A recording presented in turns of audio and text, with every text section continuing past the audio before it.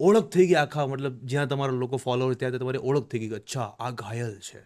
એ તો શું કોન્ટેન્ટ હતો? કોઈ શાયરી હતી કે શું હતું?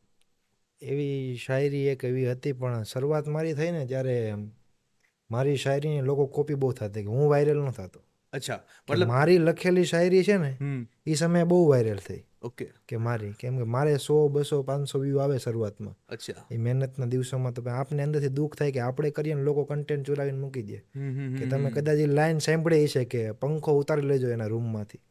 હા કે હા જ્યારે સુશાંત સિંહે સુસાઇડ કર્યું, હા હા એ હા. લાઈન છે મારી, અચ્છા. કે પંખો ઉતારી લેજો તમે એના રૂમમાંથી, હા. બાકી કહેતા નહીં કે તમારો ઘાયલ એ કાયર હતો. ક્યાં વાત છે. પણ લોકોએ એને અલગ અલગ પેજમાં ચોંટાડી દીધી પોતાના નામ પ્રમાણે.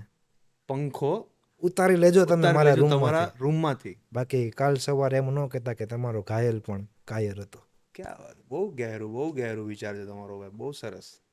તો મતલબ બેઝિકલી મતલબ તમે જે વિડીયોઝ તમે પહેલાં બનાવતા હતા એ કોન્ટેન્ટ તમારા એ સમય ચોરી થતા હતા, ચોરી અને જે લોકો ચોરી કરતા હતા એ એનું કોન્ટેન્ટ હાલે. એ લોકોનું ચાલતું હતું ને તમારું નહોતું ચાલતું. ઓહ, દેટ ઇઝ વેરી સેડ. તો પછી મતલબ જ્યારથી પ્રોપરલી તમારું ચાલવાનું સ્ટાર્ટ થયું તો એ કોન્ટેન્ટ શું હતું? એ શું હતો તમારો વિડીયો કે જ્યારથી પ્રોપર તમે મતલબ માર્કેટમાં ઘૂસ્યા? એ કયો વિડીયો હતો? કે બરોબર કોરોનાનો સમય હતો, અને પછી મેં વિચાર્યું કે એકને એક વસ્તુ બોલવાનો કંઈ મિનિંગ નથી.